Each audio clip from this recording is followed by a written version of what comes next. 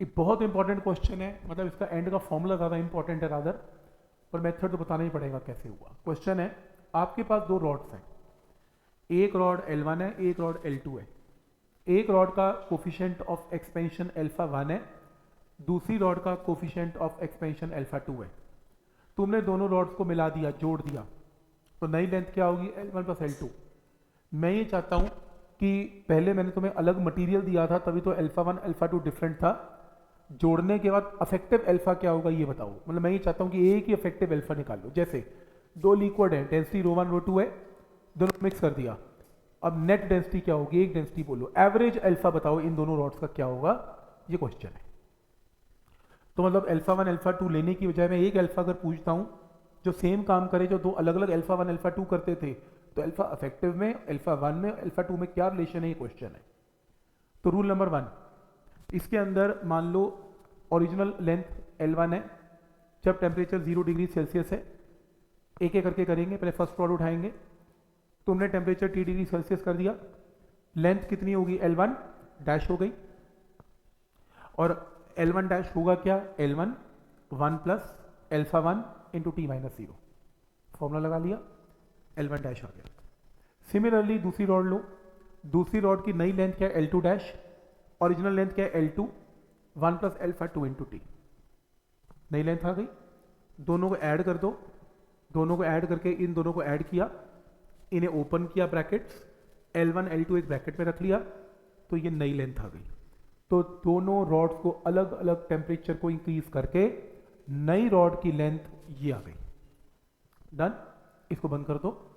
अब तुम फिर से सेकंड केस लो, इस बार तुम अलग अलग मत लो, इस बार तुम इकट्ठी लेंथ लो L1 प्लस L2, और जिनका टेम्परेचर कितना है? 0।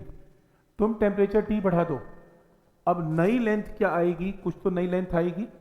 जो नई लेंथ आएगी वो क्या आएगी? L1 plus L2 original length 1 plus, अब ये अल्फा अफेक्टिव, एक ही बारी में खत्म करो, alpha affective into rise in temperature T। अब नई लेंथ तुमने दोनों रॉड्स की अलग अलग ऐड करके भी निकाल ली, अल्फा 1 अल्फा 2 की फॉर्म में, और नई लेंथ तुमने ऐसे भी निकाल ली। और अगर दोनों का कॉन्सेप्ट सही है और तुम रिलेशन निकालना चाहते हो अल्फा अफेक्टिव का, अल्फा 1 अल्फा 2 का, तो दोनों की नई लेंथ को इक्वेट कर दो। तो तुम इन दोनों को नई लेंथ, दोनों मतलब दो तरीकों से नई लेंथ निकाल ली, अलग अलग भी निकाल ली, इकट्ठी भी निकाल ली, इन्हें इक्वेट कर दो, L1 प्लस L2 कैंसिल हो जाएगा, और इसको ना बॉक्स में डाल के याद कर लो, ये फॉर्मूला बन गया अल्फा अफेक्टिव का। क्लियर है यहाँ तक? तो अल्फा अफेक्टिव का ये फॉर्मूला है alpha 1 L1 plus alpha 2 L2 divided by L1 plus L2। इसे नोट कर लो प्लीज। मतलब वैसे मैंने आपको मेथड बता दिया, रिक्वायरमेंट नहीं है, सीधा ऑब्जेक्टिव क्वेश्चन आएगा, सीधा पुट करके सीधा आंसर आएगा, एक्सपेंड हो जाएगा। हाँ, क्या ये पॉइंट यहाँ तक क्लियर है? ठीक, नेक्स्ट है, वैसे आया हुआ है ये क्वेश्चन, मेन और नीट सब में आता है, ये स्टैंडर्ड प्रॉब्लम है ये। नेक्स्ट है, अगर आपके पास 3 रॉड्स हैं और तीनों को ट्राइंगल फॉर्म में जोड़ दिया, देख रहे हो ट्राइंगल, ट्राइंगल की एक साइड की लेंथ L है, दूसरे की L है, और तीसरे की भी L है। ये दो रॉड्स अल्फा 1 की बनी हुई है, यानी कि सेम मटेरियल है, सेम एक्सपेंशन है, लेकिन ये जो रॉड है वो अल्फा 2 की बनी हुई है, इसकी एक्सपेंशन थोड़ी डिफरेंट है। और ये परपेंडिकुलर डिस्टेंस तुम्हें क्वेश्चन में कितना गिवन है? H0 गिवन है। तुमने रॉड्स का टेम्परेचर बढ़ा दिया, तो ये रॉड भी एक्सपैंड हो गई, ये भी एक्सपैंड हो गई, ये भी एक्सपैंड हो गई, तीनों एक्सपैंड हो गई। जब तीनों एक्सपैंड हुई, अकॉर्डिंग टू क्वेश्चन, क्वेश्चन में गिवन होगा इस हाइट को कोई फर्क ही ना पड़ा, एक्सपैंड करने के बाद भी चाहे इसकी लेंथ सब कुछ चेंज हुआ, ये H0 चेंज नहीं हुआ, वो कह रहे H0 रिमेन्स सेम। तो बताओ अल्फा 1 अल्फा 2 की रेशियो का आंसर क्या है? तो रूल नंबर 1, पहले हम अपना क्वेश्चन 0 डिग्री सेल्सियस पे कर लेते हैं, फिर हम T डिग्री सेल्सियस पे नई लेंथ निकाल लेते हैं। पहले हम H0 निकाल लें 0 डिग्री सेल्सियस पे, दो केस बनाते हैं। तो case number 1 at 0 degree Celsius, ये कैसे निकलेगी हाइट? पाइथागोरस से। कैसे? ये L है तो ये L/2 हो गया, H0 क्या आएगा? L स्क्वायर माइनस L/2 का होल स्क्वायर, ऐसे ये आएगा। सॉल्व करके H0 आ गया, पाइथागोरस से H0 आ गया। क्या ये पॉइंट यहां तक क्लियर है? कोई डाउट इसमें? ठीक है, नेक्स्ट, अब इमेजिन करो तुमने टेम्परेचर बढ़ा दिया। जब तुमने टेम्परेचर बढ़ाया तो इसकी लेंथ क्या होगी, एल इंक्रीज हो गई, कितनी हो गई, L into one plus alpha one into T, क्योंकि टेम्परेचर अब टी डिग्री सेल्सियस है, पहले जीरो था, तो चेंज कितना है, टी माइनस जीरो। तो नई लेंथ क्या होगी, L into one plus alpha one into T. अच्छा, ये वाली लेंथ कितनी है, एल बाई टू। ये लेंथ अगर एल बाई टू है, ये अल्फा टू है, तो ये लेंथ कितनी इंक्रीज हो गई, L by two one plus alpha two into T. Original length L by two है, पहले ओरिजिनल लेंथ एल थी, अब एल बाई टू है और अल्फा टू इंटू टी का होल स्क्वायर। क्या ये स्टेप क्लियर है, सॉल्व करके पाइथागोरस से फिर से एच नॉट निकाल लिया। क्लियर है, यहाँ तक ये स्टेप्स क्लियर है, मैथ्स है, कोई फिजिक्स यूज नहीं की मैंने इसमें, फॉर्मूला यूज किया, नई लेंथ निकाल ली मैंने, मतलब एल की जगह ये कर लिया, एल बाई टू की जगह ये कर लिया, लेकिन और इसका होल स्क्वायर करके छोड़ दिया। होल स्क्वायर करके अब याद रखना, जितने भी क्वेश्चन थर्मल कंडक्टिविटी के आएंगे और उसमें कहीं तुम्हारी ये पावर इसकी 2, हाफ, 3 कुछ भी हो जाए, तुमने पावर को हटाना ही हटाना है। पहली टर्म तुम्हारी 1 बनेगी, तुम यहाँ बाइनोमियल लगाओगे, क्योंकि alpha is very very small, alpha बहुत छोटा होता है, बाइनोमियल से अप्रॉक्सीमेट रिजल्ट लगाए जा सकते हैं। तो तुम 2 को इससे मल्टीप्लाई करके ये टर्म बना लोगे और तुम 2 को इससे मल्टीप्लाई करके ये टर्म बना लोगे। अलाउड है इस चैप्टर में, स्क्वेयरिंग में तो करना ही नहीं है, आपने होल बाइनोमियल लगा देनी है।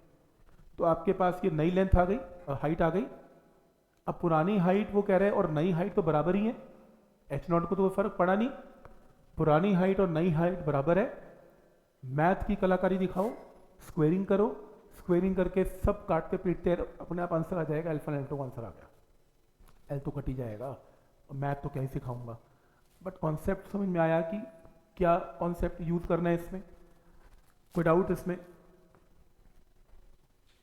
ठीक है यहां तक। जैसे नेक्स्ट क्वेश्चन है, देखो थर्मल एक्सपेंशन के बहुत सारे क्वेश्चंस जो आए हुए हैं वो बहुत बेसिक आए हैं, नीट और मेन में बहुत बेसिक हैं। कितने बेसिक हैं, 2 लाइन में खत्म हो जाते हैं, लेकिन ये मैंने बहुत बुक्स में से सिलेक्ट कर रखे हैं। मुझे ऐसा लगता है कि जैसे कुछ क्वेश्चन ऐसे हैं जो अगर कोई टीचर डाले तो वो इसको पकड़ लेगा और उसने अगर पढ़ रखे होंगे जरूर डाल सकता है वो, और उस टाइम आप वो ट्राई नहीं कर, अब ट्राई करने थोड़ा जा रहे हो कंपटीशन में, आप काम करने जा रहे हो, आप OMR करने जाते हो, बस वहाँ कुछ नहीं होता, ट्राई नहीं लगती, बस पता होता है कि इसका आंसर यही है। तो आपको ये चीज़ें पता होनी चाहिए इसको कैसे हैंडल। अब जैसे बाइनोमियल का स्टेप बताया, अब तुम फंस जाओगे होल स्क्वायर में, लेके बैठे रहोगे अल्फा स्क्वायर। अल्फा स्क्वायर तो देखते निगलेक्ट कर देना, क्योंकि alpha is very very small और इस चैप्टर में अल्फा स्क्वायर तो टर्म चलती नहीं है, छोड़ ही दो उसे, उसी टर्म को उड़ा दो या अल्फा स्क्वायर देख लोगे। अब ये एक्सपीरियंस है ना। अब एक क्वेश्चन है, ये अब मैं क्वेश्चन जो करने जा रहा हूँ ये ना आर्किमिडीज के ऊपर भी लगाएगा, और सबसे जो क्रिटिकल प्रॉब्लम है इसकी, वो आर्किमिडीज प्रिंसिपल के ऊपर टेम्परेचर चेंज लगाना सबसे क्रिटिकल है, क्योंकि आर्किमिडीज प्रिंसिपल में बॉडी भी एक्सपैंड होगी और जिसमें तैर रही है वो लिक्विड भी एक्सपैंड होगा और अब थ्रस्ट भी एक्सपैंड हो जाएगा, वो भी वॉल्यूम की फॉर्म में आएगा। अब वहां पे थोड़ा कैसे हैंडल करना है उसको देखना है, और क्वेश्चन मेंस में आया हुआ है, नीट में आया हुआ है, आर्किमिडीज को कैसे टेम्परेचर चेंज करके लगाना है। बस ये लेक्चर मुझे देना ही इसलिए पड़ रहा है ताकि आपको वो टेक्निक बता सकूं, ताकि आप वहां फंस ना जाए। प्रॉब्लम होमवर्क दूंगा ना तो आप हो जाएंगे सॉल्व। तो क्वेश्चन ये है, ये आर्किमिडीज नहीं है, क्वेश्चन ये है, मरकरी एक ग्लास ट्यूब के अंदर पड़ी हुई है, देख रहे हो मरकरी पड़ी हुई है ग्लास ट्यूब में, उस ग्लास ट्यूब की जो लेंथ है मरकरी की भरी हुई वो L0 है, मरकरी L0 तक भर दी, L0 नहीं है एक्चुअली, वो 0 डिग्री सेल्सियस है, तो लेंथ मरकरी की L0 है। ग्लास ट्यूब का बेस का एरिया A0 है, बेस का एरिया ग्लास का A0 है, A0 है, कब, जब टेम्परेचर 0 डिग्री सेल्सियस है।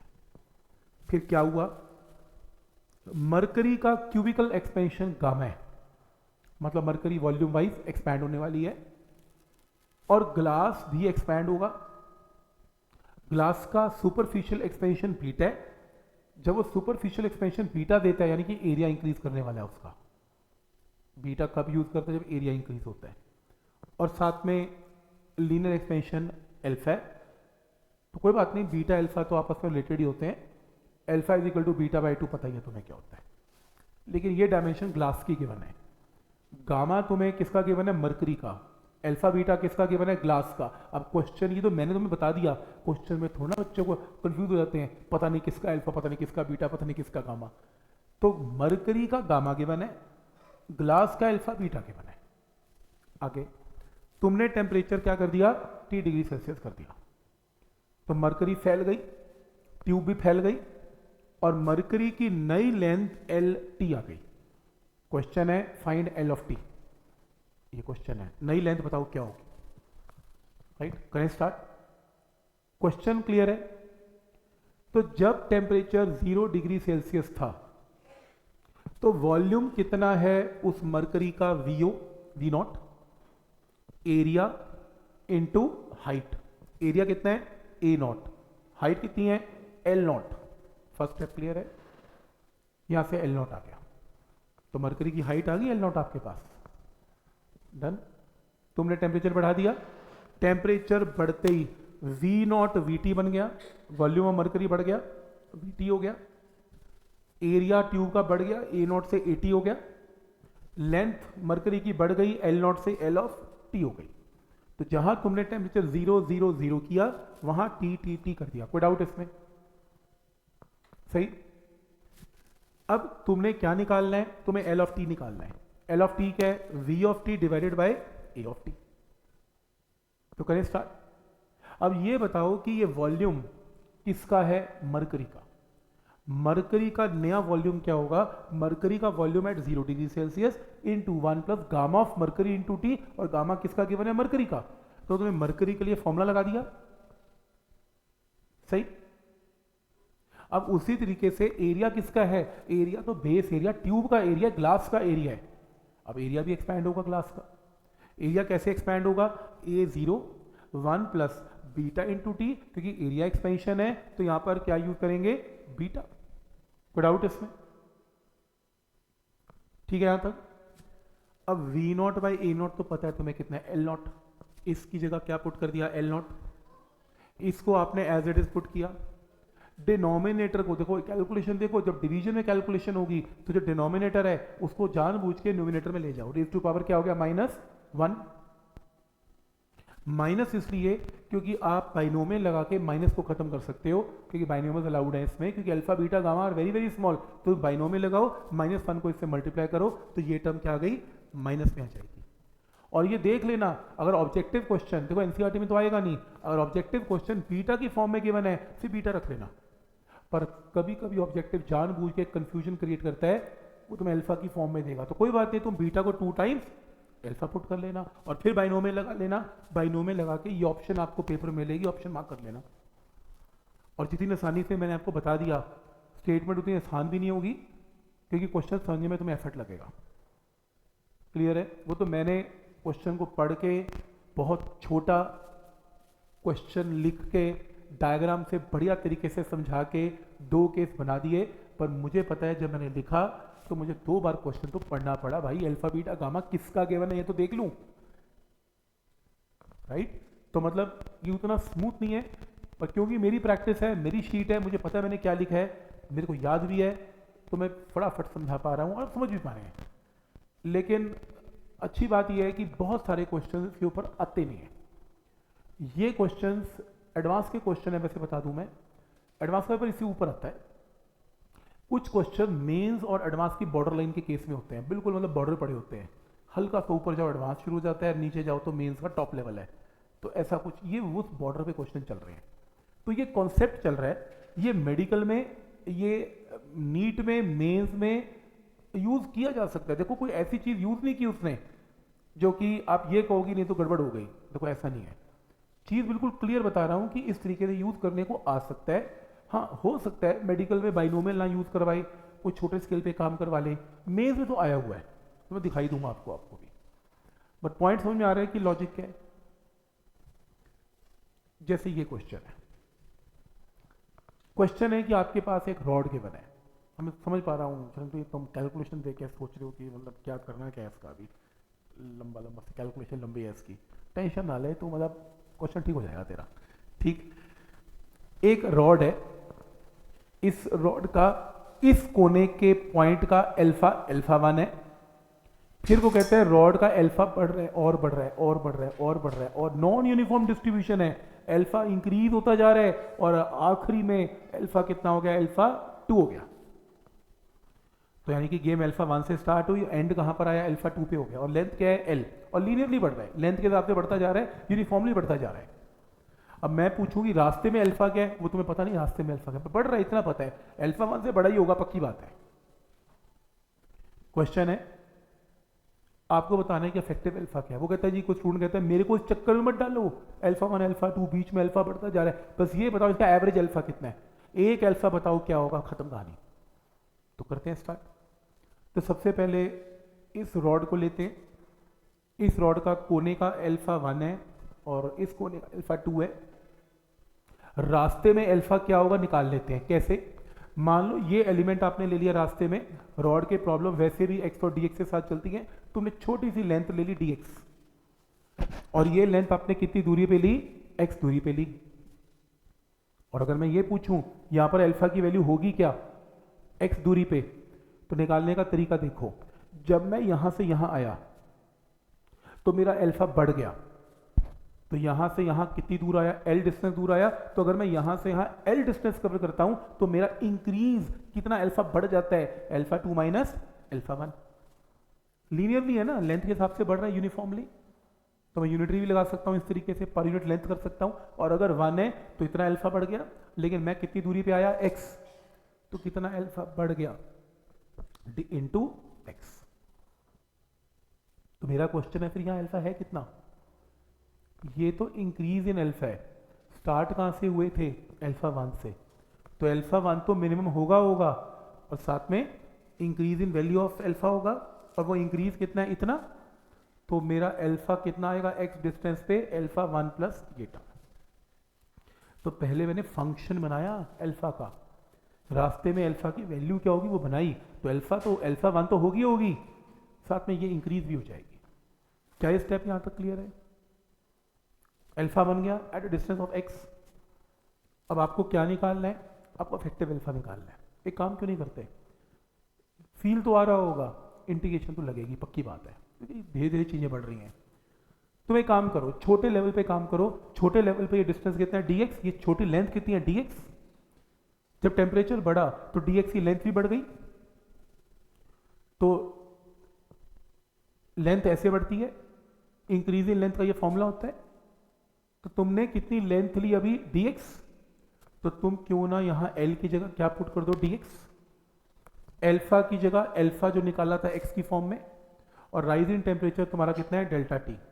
तुमने अल्फा ऑफ x जो निकाला पूरे का पूरा, उसको उठा के यहां पे पुट कर दो और 0 से l तक इंटीग्रेट कर दो, तो हमारे पास टोटल चेंज इन लेंथ आ जाएगी पूरी की पूरी रॉड की। ये तुमने अल्फा x को पुट किया, कॉन्स्टेंट्स को बाहर निकाला, डेल्टा टी को, integration of first term and second term किया, x की टर्म को अंदर रखा, अल्फा 1 कांस्टेंट है, ये सब कांस्टेंट बाहर रखे, x की टर्म को अंदर रखा और 0 से l से इंटीग्रेट किया, तो डेल्टा l की वैल्यू सॉल्व, तो मेरे पास डेल्टा l इसके इक्वल आ गया, ये डेल्टा l आ गया ऑन इंटीग्रेशन। ठीक है, अब टेंशन ना लें, इंटीग्रेशन आपको कोई करवा नहीं रहा, बिल्कुल रिलैक्स रहें, मेडिकल वाले भी कुछ इंटीग्रेशन नहीं करनी है आपको, अब देखते जाएं क्या हो रहा है। तो ये आपके पास क्या आ गया, डेल्टा l आ गया। ये मैंने डेल्टा l बड़ी मुश्किल से इंटीग्रेट करके निकाला। एक स्टूडेंट आया, वो कहता ऐसा करने की जरूरत ही नहीं है, तुम मुझे ये बताओ कि इस केस में डेल्टा l का फॉर्मूला होता क्या है। मैंने कहा डेल्टा l ये होता है, ये रहा।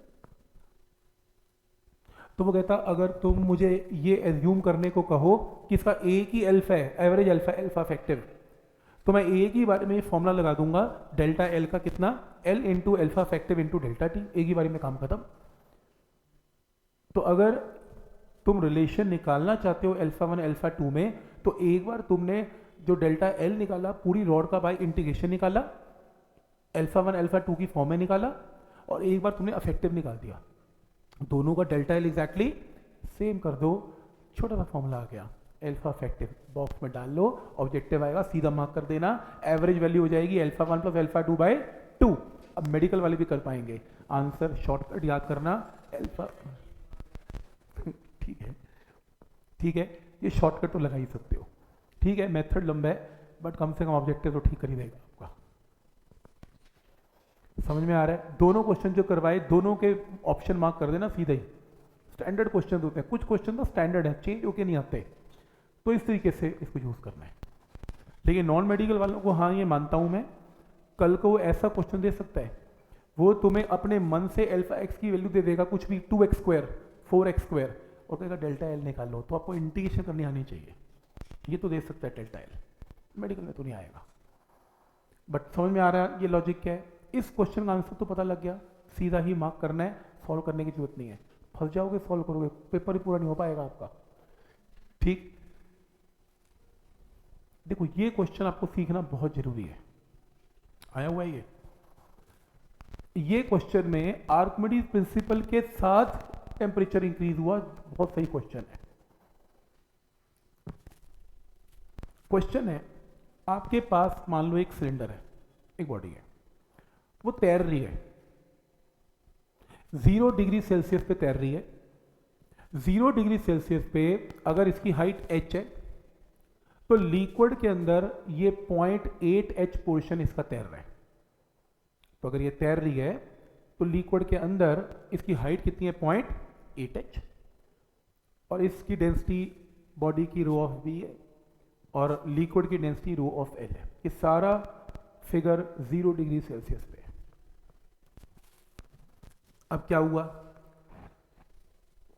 तुमने टेम्परेचर बढ़ा दिया, तुमने टेम्परेचर बढ़ा दिया, कितना कर दिया T डिग्री सेल्सियस, और डेंसिटी कितनी हो गई रो ऑफ टी, जो लिक्विड थी रो ऑफ, जो डेंसिटी लिक्विड की रो नॉट थी वो कितनी हो गई, रो नॉट थी वो रो टी हो गई, रो नॉट से रो टी हो गई, डेंसिटी चेंज हो गई। वो कह रहे हैं तुमने टेम्परेचर 0 से 62.5 डिग्री सेल्सियस कर दिया और तुमने देखा टेम्परेचर इंक्रीज करने से बॉडी पूरी की पूरी डूब गई, तैर रही है, पूरा पोर्शन पानी में चला गया, राइट। तो क्वेश्चन है गामा बता दो लिक्विड का कितना है।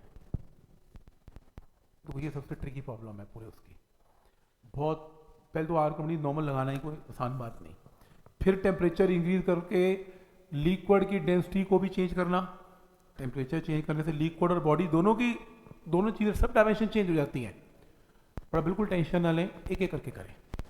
पहले आप अपने फिगर बना लें एट 0 डिग्री सेल्सियस, बना लें, आर्किमिडीज लगा लें 0 डिग्री सेल्सियस पे आर्किमिडीज तो लगाना आता है।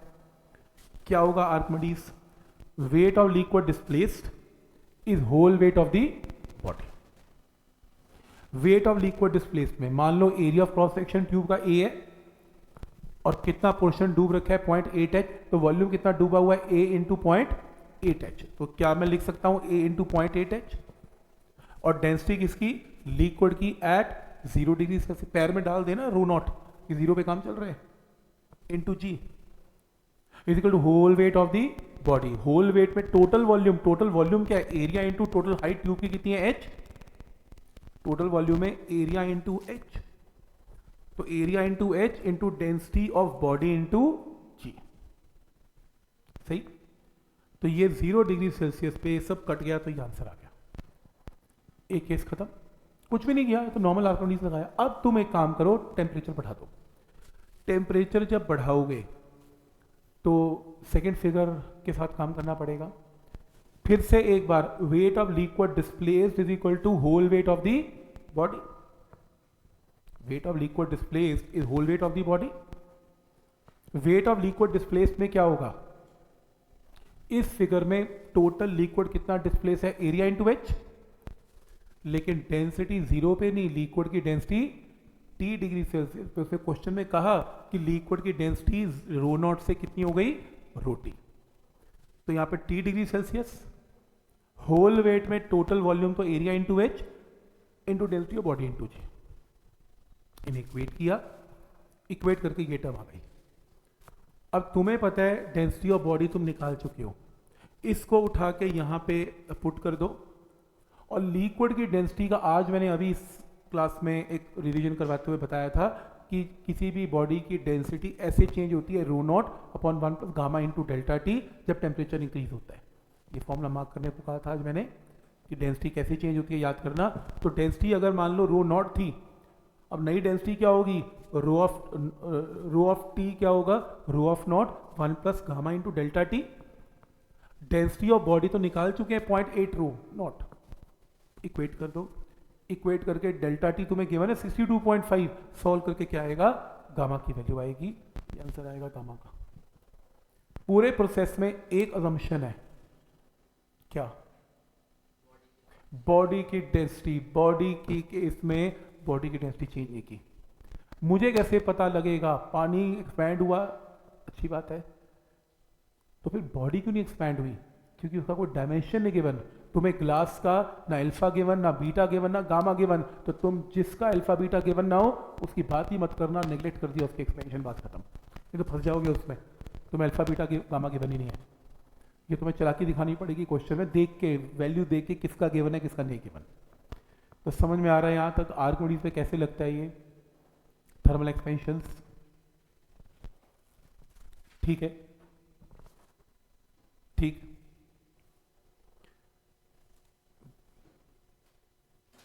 ऐसे क्वेश्चन बहुत आते हैं। अब जो मैं 3 क्वेश्चन करवाने जा रहा हूं, ये तो पक्का कंपटीशन के, मतलब पक्के आने वाले क्वेश्चन का कैंडिडेट है, इसको देखते हैं एक बार।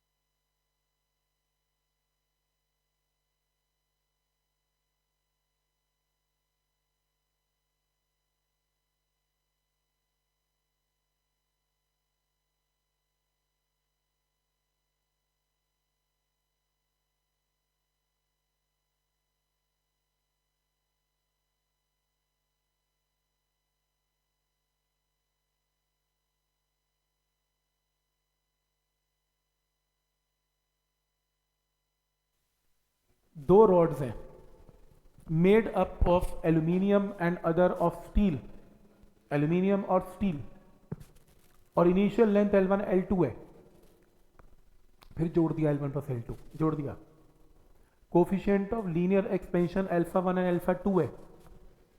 कह रहे मैंने टेम्परेचर को बढ़ा दिया दोनों का और दोनों सेम अमाउंट से बढ़ गई, तो डेल्टा एल दोनों का सेम है, डेल्टा एल दोनों का सेम है, तो फिर बताओ इसकी रेशियो क्या होगी, ये क्वेश्चन आएगा। तो तुम एक काम करना, तुम इसमें डेल्टा L1 डेल्टा L2 दोनों का सेम कर दो। पहले तुम स्टील के लिए लगाओ α1 L1 delta T, delta L का फॉर्मूला पता है ना क्या है। फिर तुम कॉपर के लिए लगा दो α2 L2 डेल्टा टी तो सेम ही है, सेम अमाउंट से गर्म किया, और डेल्टा एल भी सेम है, वो बोल रहे हैं expended by same amount, equate करके रेशियो आ गई। दोनों में 1 ऐड कर दो, 1 ऐड करोगे एलसीएम लोगे, रेशियो आ गई। तुमने तो लेकिन ये निकालना है, तो तुम इसका रेसिप्रोकल ले लो, आंसर आ गया। ये आज ऑब्जेक्टिव आएगा, ऐसा कुछ नहीं करना, डेल्टा एल को इक्वेट करके रेशियो आ गई, बस इस रेशियो को सीधा पुट कर दो चाहे वहां पे, तो भी आंसर आएगा, क्या दिक्कत है। मेथड समझ में आ रहा है कि करना क्या है इसमें, ठीक। जैसे ये बहुत आते हैं ऐसे, when temperature of rod increases from T to T plus delta T, तुमने रॉड का टेम्परेचर बढ़ा दिया, मोमेंट ऑफ इनर्शिया I से I प्लस डेल्टा I बढ़ गया। ऐसा कैसे हुआ यार, ऐसा क्या बढ़ गया रॉड का कि I बढ़ गया, लेंथ, टेम्परेचर इंक्रीज करने से रॉड की लेंथ बढ़ गई, लेंथ बढ़ने से I बढ़ गया। क्वेश्चन है डेल्टा I बाई I निकालो, और क्या गिवन है अल्फा, क्योंकि जब लेंथ बढ़ती है तो अल्फा चाहिए होता है। तुम पहले रॉड का फॉर्मूला लिख लो, ml square by 12 moment of inertia का, एरर का रूल लगा दो, डेल्टा I बाई I, मास और 12 तो कांस्टेंट है, तो 2 into delta L by L, सही। और डेल्टा L की वैल्यू ये छोड़ दो, अब ये नहीं देखना आपने, यही देखना है डेल्टा L क्या होता है, L into alpha into delta T, put कर दो, आंसर आ गया, कुछ करना ही नहीं है, उसकी जरूरत क्या है, वो तो खाम का लॉग लगाया जा रहा है, जरूरत नहीं है, सीधा शॉर्टकट मारो आंसर। तो समझ में आ रहा है यहां तक क्या लॉजिक है इसका, ठीक। ऐसे क्वेश्चन आते हैं बहुत, जैसे a uniform metallic circular disc, disc है और रोटेटिंग विद ओमेगा, तो एक डिस्क ओमेगा के साथ रोटेट कर रही है, और तुम्हें डिस्क का अल्फा गिवन है, टेम्परेचर तुमने डिस्क का बढ़ा दिया डेल्टा टी, टेम्परेचर इंक्रीज कर दिया डेल्टा टी, तो बताओ ओमेगा नया क्या होगा, ये क्वेश्चन है। पहले तो मुझे ये बताओ, टेम्परेचर, डिस्क घूम रही है विद ओमेगा, टेम्परेचर इंक्रीज करने से ओमेगा क्यों चेंज हुआ, टेम्परेचर इंक्रीज करने से किस पे फर्क पड़ा, रेडियस पे, रेडियस बढ़ गया, रेडियस बढ़ने से आई बढ़ गया। रोटेशनल मोशन ये कहते हैं अगर घूमती घूमती डिस्क का आई बढ़ गया बिना टॉर्क अप्लाई किए, तो एंगुलर मोमेंटम कांस्टेंट है, I1 omega 1 is I2 omega 2, याद है I into omega is constant है, तो वही तो वो कह रहे कि I इंटू ओमेगा कांस्टेंट लगाना पड़ेगा इसमें, याद आ रहा है, डिस्क के ऊपर डिस्क रख दो तो ओमेगा कितना चेंज हुआ। तो जब भी आई और ओमेगा का क्वेश्चन आएगा, ये तो बाय डिफॉल्ट है आई इंटू ओमेगा ही कॉन्सेप्ट लगेगा। तो घूमती घूमती डिस्क अगर छोटी हो जाए, बड़ी हो जाए, गर्मी की वजह से बड़ी छोटी हो जाए, तो ओमेगा विल चेंज। याद है क्वेश्चन किया करते थे, अर्थ घूमती घूमती छोटी हो गई, तो अर्थ का I1 ओमेगा 1 और I2 omega 2 same, right, clear है यहां तक। तो डिस्क के लिए तुम ये लिखो, ये तो बेकार के स्टेप्स है, मत लिखो, मैंने खुद ही बेकार कर रखा है। लो मैं आपको छोटा स्टेप बताता हूं, I इंटू ओमेगा कॉन्स्टेंट है, तुमने ये निकालना है कि angular frequency of the rotation of delta omega निकालना है, कितना चेंज हुआ। पहले ये बताओ, ओमेगा बढ़ेगा कि ओमेगा घटेगा टेम्परेचर बढ़ने से, घटेगा, क्यों, क्योंकि टेम्परेचर इंक्रीज करने से मोमेंट ऑफ इनर्शिया बढ़ेगा, और अगर आई बढ़ेगा तो ओमेगा घटेगा। तो आंसर ऑब्जेक्टिव में डिक्रीज मार्क कर देना, इंक्रीज मत करना। ये स्टेप समझ में आया क्यों, क्योंकि टेम्परेचर इंक्रीज करने से आई बढ़ जाएगा, आई बढ़ेगा तो ओमेगा घटेगा। तो आंसर दो ऑब्जेक्टिव होंगे इंक्रीज में और दो होंगे डिक्रीज में, और तुम डिक्रीज मार्क करना। तो इसके अंदर क्या करोगे, I into omega is a constant, इस I into omega is a constant के अंदर एरर का रूल लगा दो। कैसे, delta I by I, multiplication में क्या होता था, डेल्टा ओमेगा बाय ओमेगा, और कांस्टेंट का चेंज क्या होता था, जीरो। याद है यू वो मल्टीप्लाई करते तो रिलेटिव एरर ऐड होते हैं, एरर्स के चैप्टर में किया था, नहीं किया तो पहले सुन लेना एरर्स का चैप्टर। तो यहां से सॉल्व करके सीधा शॉर्टकट ये लो आंसर, एकदम क्या शॉर्टकट, कोई लॉग नहीं, कोई कैलकुलस नहीं, कोई लेना नहीं, कोई देना नहीं, सीधा आंसर देखो। तो डेल्टा ओमेगा बाय ओमेगा का सीधा रिजल्ट आ गया माइनस डेल्टा आई बाय आई। सही, तो ये स्टेप मत लिखना, बहुत लंबा किया मैंने, उसको डिफरेंशिएट कर दिया, फायदा नहीं है, ये सही है। क्लियर है। अब क्वेश्चन शुरू करें। डिस्क का आई क्या होता है, हाफ एम आर स्क्वायर। फिर एरर का रूल लगा दो, ये देखो delta I by I 2 into delta R by R. अगर मैं तुम्हें डेल्टा आर बाय आर बता दूं तो तुम्हारे पास डेल्टा आई बाय आई आएगा, और फिर तुम्हारे पास डेल्टा ओमेगा बाय ओमेगा भी आ जाएगा। तो एक काम करते हैं, जब टेम्परेचर बढ़ेगा तो रेडियस बढ़ेगा, और रेडियस मीटर में होता है, तो रेडियस का फॉर्मूला क्लियर है, नया रेडियस पुराना radius 1 plus alpha into delta T. इसे ओपन करके डेल्टा आर की वैल्यू आ गई, इसे लेंथ में लगाते हैं, वैसे रेडियस में लगाता हूँ, बात तो एक ही है, मीटर में होता है। इस डेल्टा आर को उठा के यहां पे पुट कर दें, सॉल्व करके डेल्टा आई बाय आई आ गया। इस डेल्टा आई बाय आई को यहां पुट कर दें, डेल्टा ओमेगा बाय ओमेगा आ गया। और यही निकालना है कि डेल्टा ओमेगा बाय ओमेगा की वैल्यू क्या है। और कई बार क्वेश्चन में वो फ्रैक्शनल चेंज पूछता है तो आंसर, कई बार क्वेश्चन में डेल्टा ओमेगा पूछेगा तो इस ओमेगा को राइट पे ले जाओ, आंसर। समझ में आया स्टेप कैसे करना है।